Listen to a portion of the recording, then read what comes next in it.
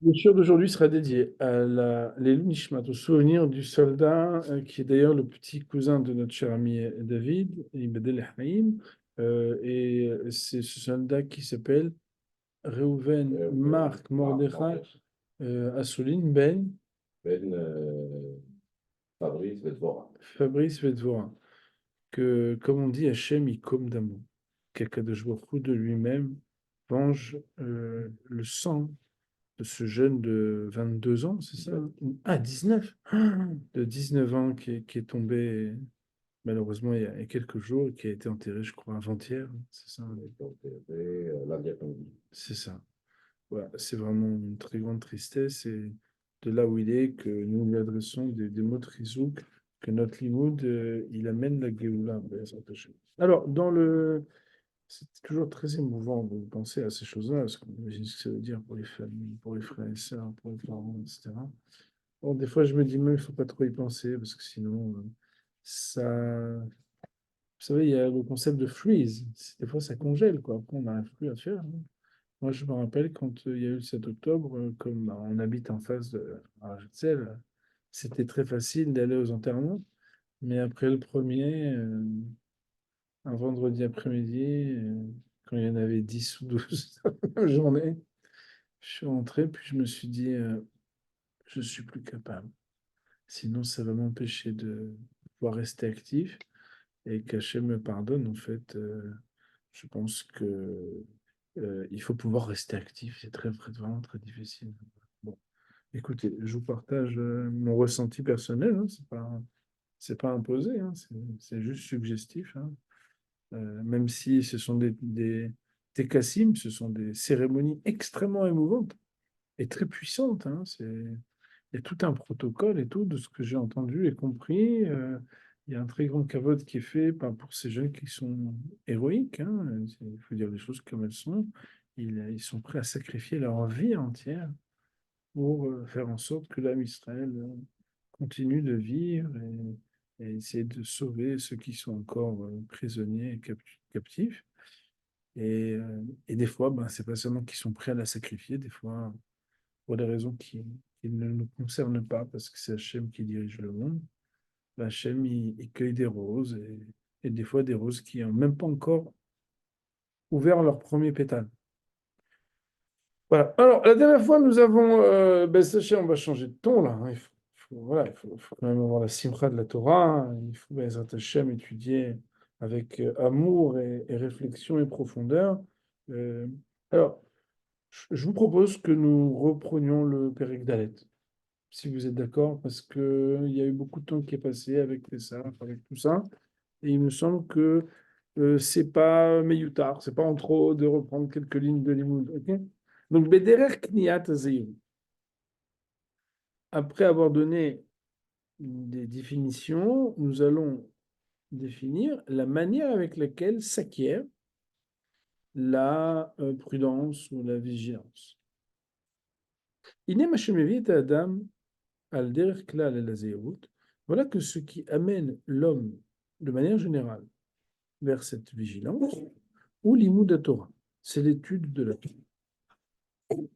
Ve'u, ma she'amar Rabbi Pinchas, b'tchilat habraïta, et pour reprendre l'échelle spirituelle qui avait été décrite dans la Braïta de Rabbi Pinchas Ben Yair, dans l'introduction au livre dont vous vous rappelez certainement, et là-bas il y avait ceci amène à cela, qui amène à cela, qui amène à cela. Ben, là-bas, vous avait dit au début, Torah mevia li des zéhout, c'est la Torah qui amène à la zéhout. Donc l'étude de la Torah amène à la vigilance. Omnam al derer prat, ça c'est de manière générale.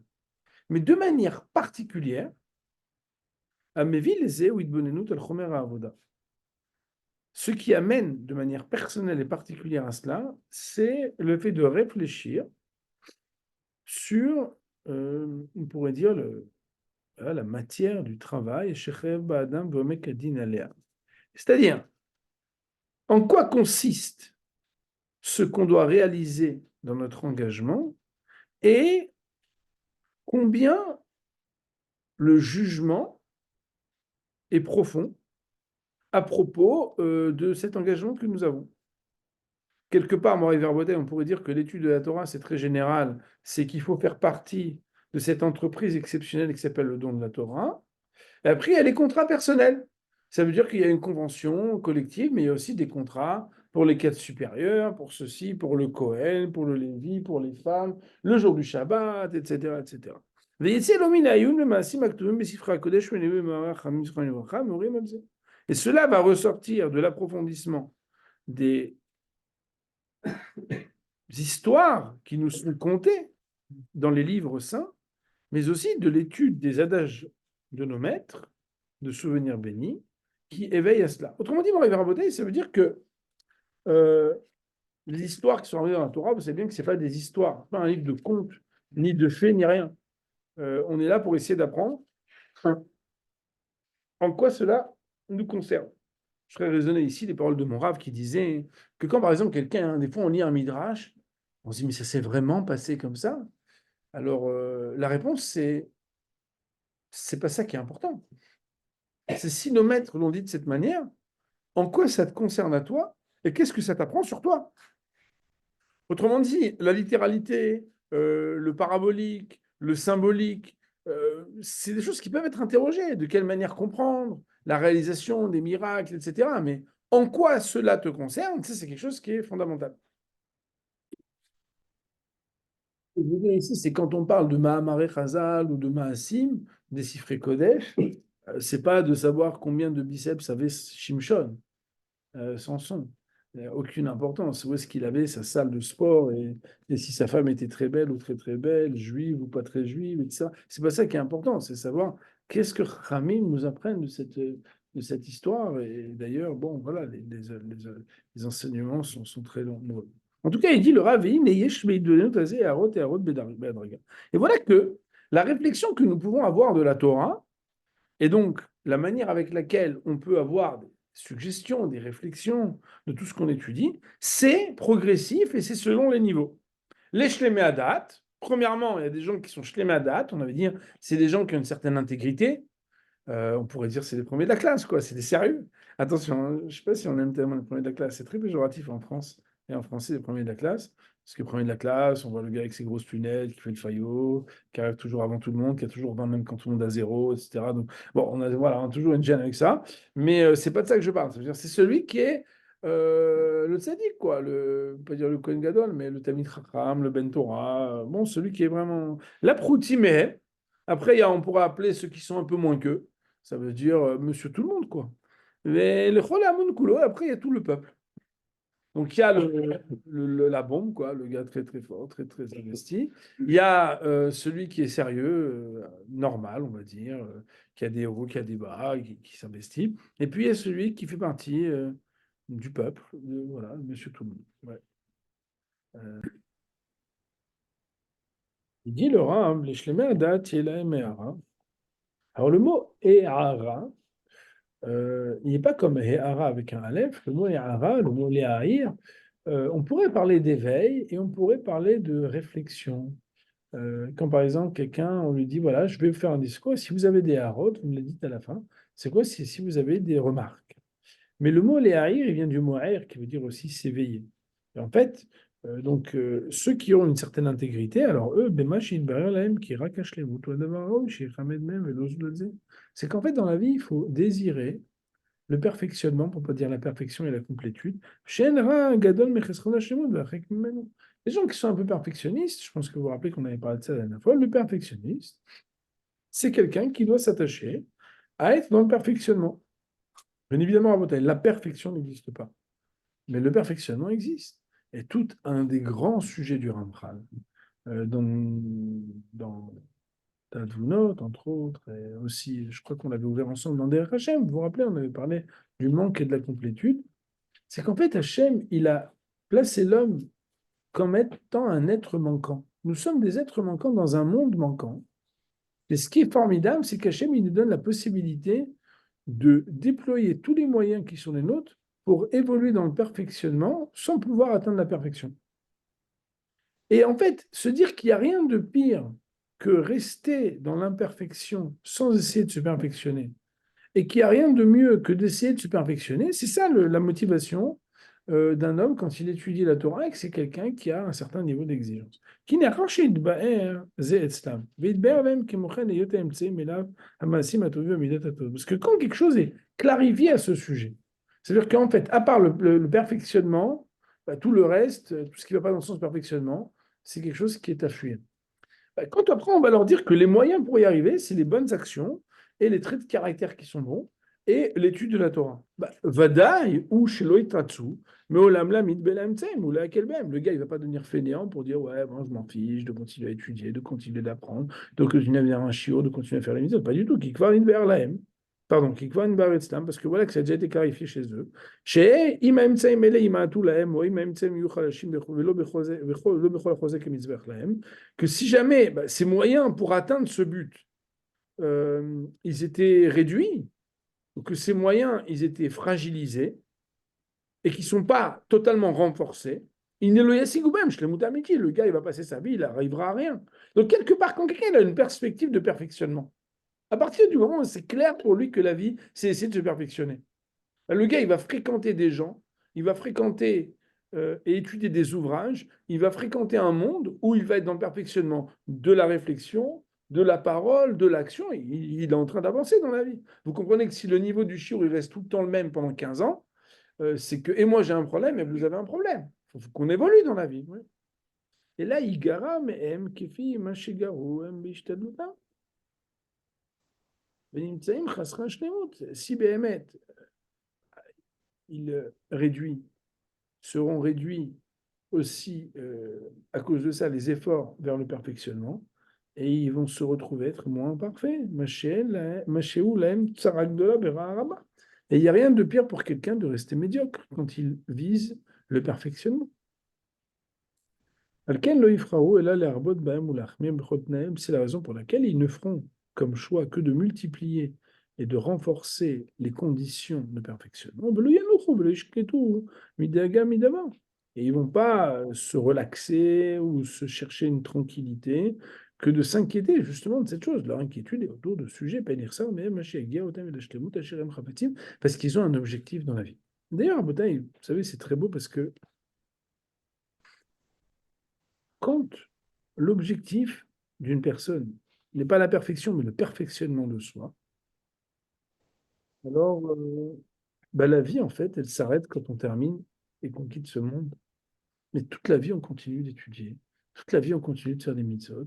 Toute la vie, on continue à faire des efforts. Et comme vous le savez, nos chachamim nous disent ils donneront encore des fruits lorsqu'ils seront âgés.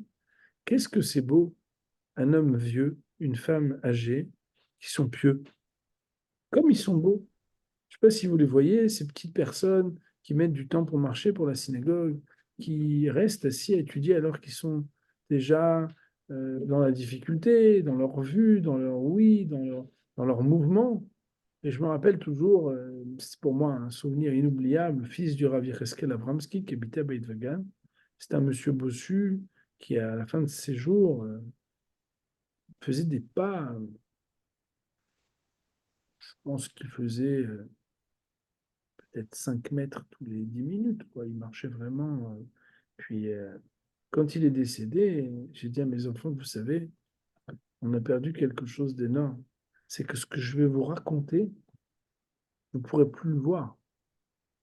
La détermination d'un homme qui pourra arriver alors à la synagogue et prier, alors qu'il aurait toutes les raisons de se sentir exempté. Le bonhomme, il a 85 ans, ou je ne sais pas combien, il a du mal à marcher, il fait mauvais, et les gens, vous savez, ils vont vite, et puis après, il faut monter des marches d'escalier, c'est encore 25 minutes, 30 minutes. Comment c'est possible? Mais cette détermination-là, en fait, elle vient d'une motivation profonde. C'est que cette personne, pour elle, c'est la vie, c'est d'essayer de se perfectionner dans le travail, dans la Avodat Hashem. Et c'est quelque chose qui est quelque chose de fondamental. Vous voyez, et quand il est niftar, je me rappelle, pour moi, c'était très, très difficile.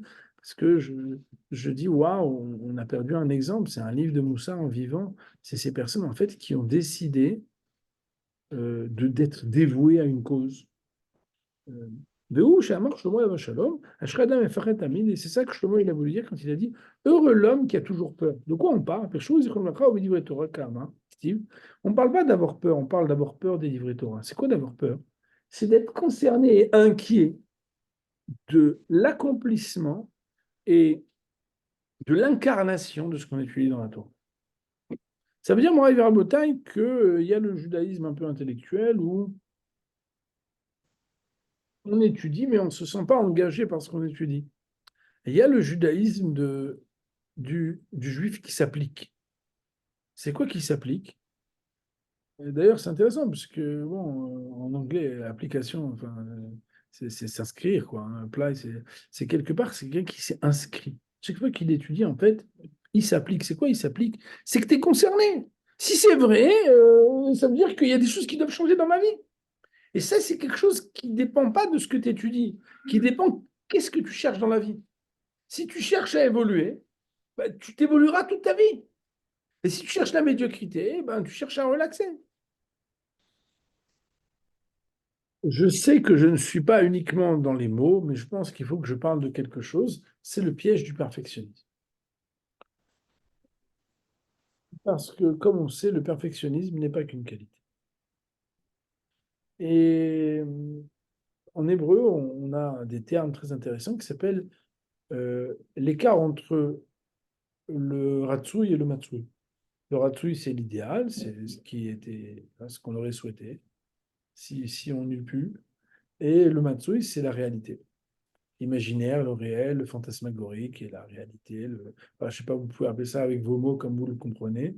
C'est qu'en fait, dans la vie, euh, quand on a fait notre possible, il faut se dire qu'on a fait le mieux. Et il faut être capable d'accepter que demain, on continuera, mais que ce qu'on a fait aujourd'hui, c'est bien. Et il arrive parfois que dans le perfectionnisme, on se sente pas seulement encouragé, mais aussi piégé. Et qu'à cause de ça, ça crée ce qu'on appelle en hébreu des tiskoulim, des déceptions de soi-même, une perception négative, etc. Donc, on ne parle ici de perfectionnisme que de personnes qui ont un équilibre dans le perfectionnisme. C'est un perfectionnisme qui dit que d'emblée, de toute façon, on ne pourra pas avoir de perfection. Et qu'il faut être capable de comprendre que ne pas être parfait, c'est la condition inhérente au monde. Et d'ailleurs, je ne sais pas si vous savez, mais il y a un très beau commentaire du Maharal qui dit Ezi washir asamar bechelko. Qui est l'homme riche? C'est celui qui est heureux de sa part. Le Maharal, il dit que le monde dans lequel on vit est un monde qui n'est qu'un monde partiel. Il n'y a pas d'intégralité ni d'intégrité. Et être capable euh, d'accepter la condition du monde et de se réjouir que ce qu'on a, c'est notre part, et donc c'est la meilleure chose pour nous, ça ne nous empêche pas de faire toujours le plus d'efforts possible, mais de ne jamais être déçu parce que de toute façon, on ne peut pas arriver à la perfection. Et c'est pas grave parce que c'est comme ça qu'Hachem il a créé le monde. Oui. Et ça, c'est quelque chose, je pense, qu'il faut dire pour pas. Continuons. Veine sota madriga azot, sauf zota madriga ou anikra iratret. Et voilà que le plus haut point de ce niveau, qui est le niveau de perfectionnement, s'appelle iratret. C'est la crainte de la faute. Chez Oumina Meshubachot Shiba Madrigot, qui fait partie des plus élogieuses qualités et des meilleurs niveaux que l'on peut atteindre. De quoi on parle? Vei Sheiye Adam Yare Tamid Vedoeg, c'est que l'homme soit toujours craintif et inquiet, Ben Yimatse Beyado Eze Shemet Sred Shiakeve Minashtemut, de peur qu'il se trouve littéralement une saleté impure, quoi. Ouais, quelque chose, une petite, même une petite saleté qui l'empêche d'accéder à la perfection, à laquelle il est engagé de s'efforcer. Et c'est là-dessus que nos maîtres ont dit dans le traité de Baba Batra, à la page 75a, de manière parabolique, mais la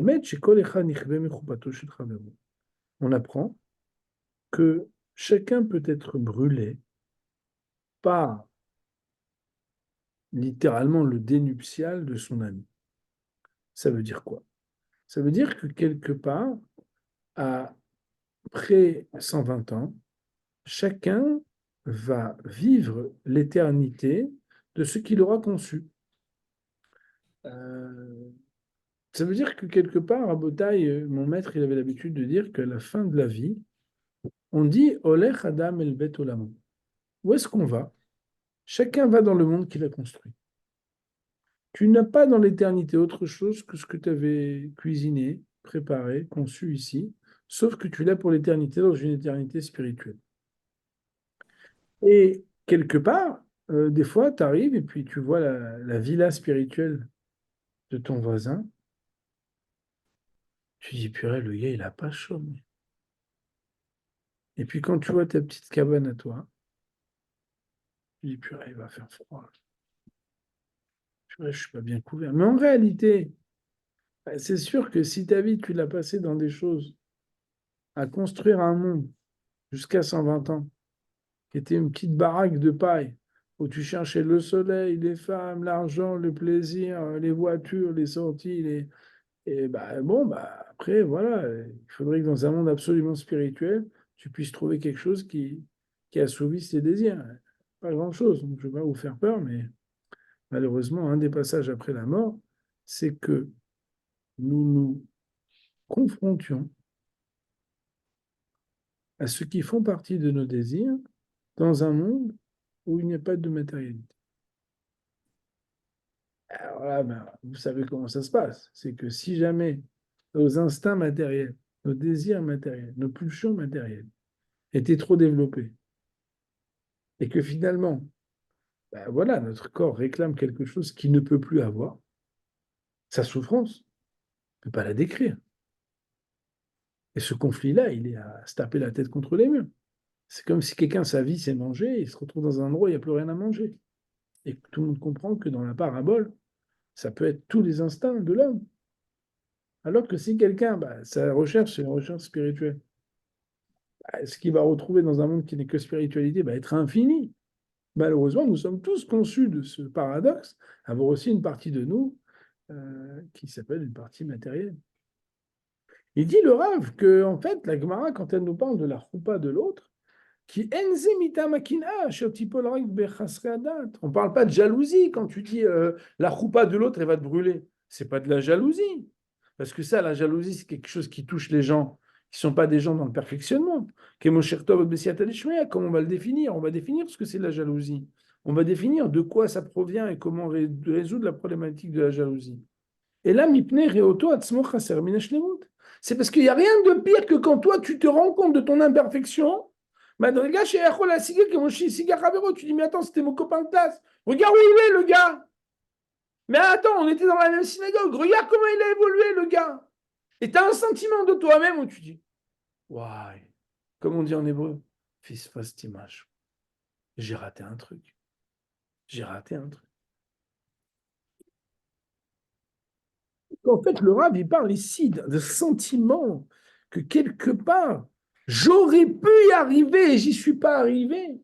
Ça, c'est quelque chose qui est la préoccupation, qu'il ne faut pas pouvoir se dire un jour, purée, j'ai raté, j'ai pas fait ce que j'aurais dû, j'aurais pu, etc. Alors il dit, le Rav, euh, euh,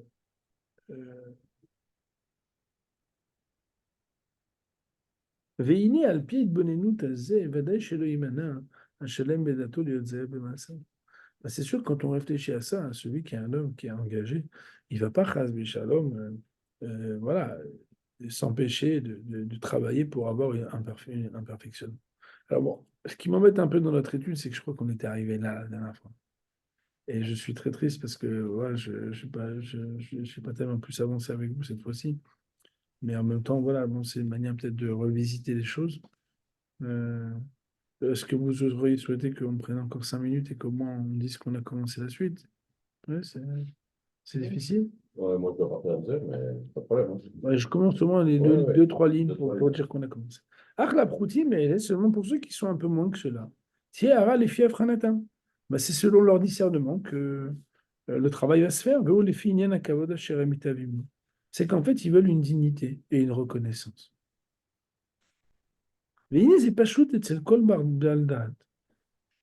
Et tout celui qui a un peu de conscience comprend la trivialité. Shena madrigot mitrakol ba'olam ha'amiti, she'olam haba, et la c'est que quand tu arrives dans le monde à venir, bah là-bas, C'est pas la parlotte, hein. Ici, les gens, ils parlent bien, ils ont un statut politique, social. Mais là-bas, on juge sur ce que tu as fait. On s'en fiche de tes projets quinquennaux. Chez Loïc même, Cham et la Michéour, Abamasim et Ravero. Là-bas, si tu as fait des mitzvot, tu passes. Tu n'as pas fait des mitzvot, tu passes pas. Non, mais sur la Torah, j'aurais pu, j'aurais voulu. Mais ça, c'est bon, écoute, si tu refais un tour. On redonne une petite vie, là. On redonne 120 ans, tu retournes là-bas. Ok. Vacher ou Meat Maasim, ou il y a un chafal. Et si quelqu'un il n'a pas de Maasim, il va être honteux. Parce que le gars, il arrive, il n'a pas de mitzvot. T'as fait quoi? Des fois, les gens, par exemple, voilà, je me rappelle une fois, quelqu'un, il a dit à un ami, il a dit, mais ton argent, tu vas en faire quoi? T'as l'âge que t'as fait quoi avec? T'as rien donné. C'est dangereux. Il dit quoi? Oui, oui. Et puis, bah, au Hachem, t'es barré, t'es en bonne santé, t'as du temps. Tu fais quoi de ta vie pour les Juifs? Tu bouges, t'accompagnes quelqu'un, tu visites quelqu'un, tu consoles quelqu'un. Tu fais quoi dans ta vie? אם כן, איפה, איך יוכל אדם להעלים עיניו ממעשיו ולמעט השתדלותו בזה? Oublie l'idée du perfectionnement et tout. Mais tu comprends bien que tu vas rendre compte un jour ou l'autre. Tu n'as pas reçu de l'argent pour avoir 5 voitures. C'est impossible. La vie, c'est pas la consommation. C'est pas être consumériste toute la vie et c'est tout. Il y a autre chose dans la vie. Il y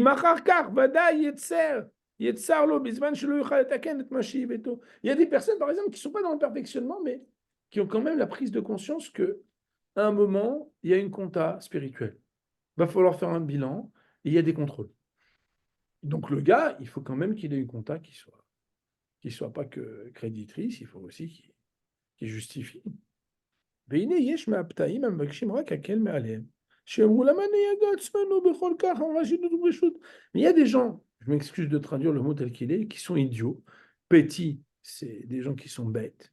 Et eux, ils veulent juste avoir un confort et une facilité. Ils se disent, attends, on va se prendre la tête avec tous ces trucs de religieux là. Allô, Daïlanou, Shelonier, Marcha, Imanidonim, Begainam. Moi, je ne suis pas un rachat, je fais de mal à personne.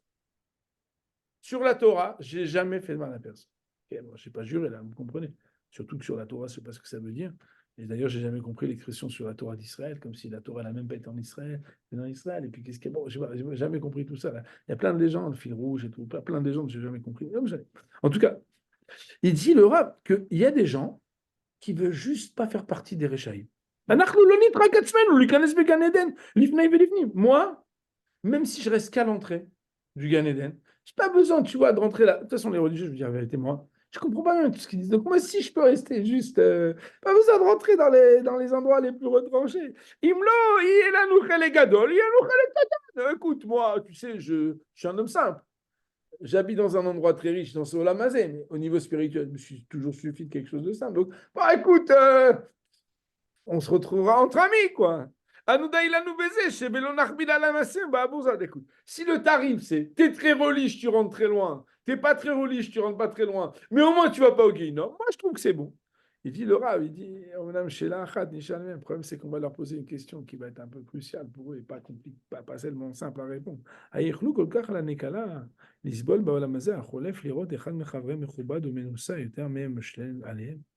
Si on ne regarde pas le Olam Haba et on te parle d'ici, et tu vois que toi, tu es toujours dans ta voiture pourrie et ton ami, bah, au Hachem Blénara, au fur et à mesure des années, il avance.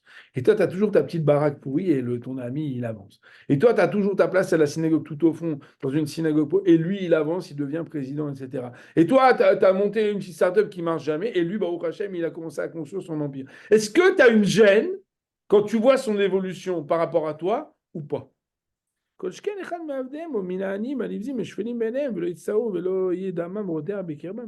te parle d'un ami. Mais si tu vois que ton employé, il t'a dépassé de 10 fois, ça te fait quelque chose de la mazé ou pas? Le gars, il était au même niveau, il était en dessous de toi. Et non seulement il t'a dépassé, mais maintenant, tu lui prépares le café. Et c'est déjà une béa qui te fait de te permettre de rentrer et de partir. Ça te fait quelque chose? L'ovadaï, bien sûr que non. Impossible.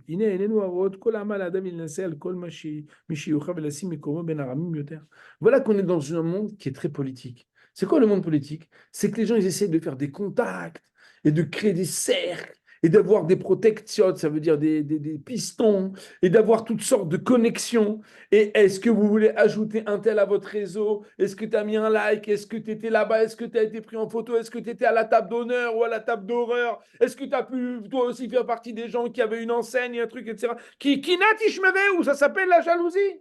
C'est quoi la jalousie? Si tu vois ton ami qui grandit, et toi tu restes quelqu'un de bas, il dit attends, c'est une souffrance terrible. Il dit attends, mais moi je ne peux pas m'empêcher. Quand je le vois, mais ça me perce le cœur. Je peux pas, je suis trop malheureux. Le vavo, il t'achèche, mais qui est beau. Son cœur, il va être là-bas. Je peux pas. C'est trop dur pour moi. Mais attends, il me cachait à l'Emliot Shveli, si ça t'arrive pour des choses qui s'appellent une Mercedes, une entreprise, de la chair, des habits, mais alors, mais là, alors qu'en réalité, tout ça, c'est de l'apparence, c'est du fake. Si dans le fake, tu arrives à souffrir de la différence de l'ordre social, commercial et de la réussite. Velo inassé. Et là, je savais, va shaker. Comment tu vas supporter de voir que tu puisses, dans un monde qui est tout spiritualité, avoir ce même sentiment? Et là-bas, c'est pas du fake, mon pote. Là-bas, c'est pas parce que le gars il est en photo qu'il est beau, qu'il a une belle voiture ou une belle maison. Là-bas, on parle d'un endroit qui est un endroit haut, authentique, cher, éternel. C'est vrai que pour l'instant, personne ne te reconnaît, mon pote. Tu es là, tu frôles les murs, on ne connaît pas ton nom, on fait des recherches sur toi, personne ne sait qui tu es. Alors, c'est vrai que pour l'instant, bon, bah, tu ne payes pas de mine, quoi. Personne ne sait ce que tu es. T'es gêné parce que les gens, ils te reconnaissent pas? Mais t'inquiète, sauf à Kavod Lavo, comme dit la Mishnah. Il y a un jour où la vérité sera faite. C'est quoi la vérité sera faite? C'est que dans le monde de la vérité, à part la vérité, il n'y a rien d'autre qui compte. Donc plus tu étais vrai, plus tu as une irbadout. Vadaï shelo yelahem, et la tsar gadol venitzri. Ces gens qui n'ont eu rien à faire de ce qui te préoccupe à toi, mais qui ont eu des honneurs que toi, tu n'as pas eu, quand ils vont arriver dans un monde où c'est la vérité qui prime. Chaque chose en son temps. On souhaite de mal à personne. Mais si tu attends le bien, sache que la nikhbadout, l'honneur et la dignité, elle est avant tout dans un monde qui est vérité.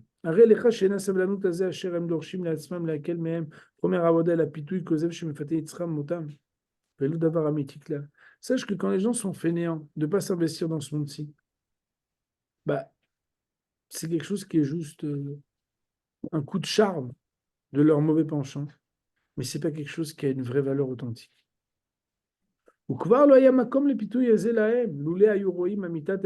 Si seulement ils avaient des lunettes authentiques, ils seraient plus charmés par toutes ces frivolités et légèretés. Écoutez bien les mots, mais parce qu'ils ne le réclament pas. Il y a des gens qui ne veulent pas s'intéresser à la vérité. Jusqu'au dernier jour, jusqu'au moment où ils n'auront plus la force de rien, ben, malheureusement, ils restent dans le charme. Malheureusement, il y a un moment où on ne peut plus revenir en arrière. Et il y a des gens, malheureusement, qui se rendent compte trop tard qu'ils n'ont pas commencé d'exister spirituellement à Botaï. Vous imaginez la peine que ça peut avoir? C'est ce que Shlomo Amelech a dit dans l'Ecclésiaste. Tout ce que ta main trouve à faire et que tu as la force, fais-le. Parce que sache qu'il n'y a pas d'action, il n'y a pas de compte, il n'y a pas d'intelligence, il n'y a pas de connaissance quand tu es dans l'abîme vers laquelle tu es en train de te diriger.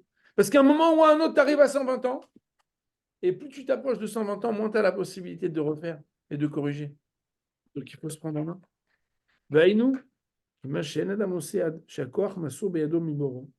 C'est qu'en fait, on veut dire que tant que tu n'as pas les forces qui sont baissées, ou à quoi tu es un être libre. Tu es libre et tu as la capacité. Il ne le yuchal lasoto od bekever. Sache que là-bas, là, dans les Arba Hamot, où tout le monde termine, quand on est mis en terre, là-bas, tu ne peux plus rien faire. On bat Sheol et dans l'abîme. Shen Akwa Chazé od Beyado, là-bas, c'est fini. Hein. Il ne bouge plus, le gars. Kimi Shelo Irba Masim Tovim Bechaya, parce que celui qui n'a pas fait beaucoup d'actions dans sa vie, après c'est fini, tu ne peux plus rien faire. Ou Michelo Kishem Rejvon Maasam, celui qui n'a pas dit, mais attends, j'ai fait d'Averot, il n'a pas fait une petite compta. Loyer Louzman des Rocheboaz, tu ne peux pas faire un plein de trucs Excel en disant, il faut quand même que j'ajoute des lignes, parce que c'est fini à ce moment-là. Ou Michelo Itrakem Bolamazé, lo Itrakem Bakever, si tu n'as pas réfléchi avant, et après tu dis, non, mais après j'aurai le temps, mais après, attends, mon pote, mais c'est fini là-bas. Il y a un moment où tu ne peux plus agir, tu ne peux plus réfléchir, tu ne peux plus faire de compte, tu ne peux plus penser, tu ne peux plus rien faire. Et il faut se réveiller avant. Et donc, on va s'arrêter là pour aujourd'hui. Et Rabotai, on va terminer quand même sur le fait que, bon, ben, Zantachem, hein, pour l'instant, on parle à des êtres vivants libres et qu'il faut tenir une bonne compta et bien s'investir. Bonne journée, les Rolam, Amin.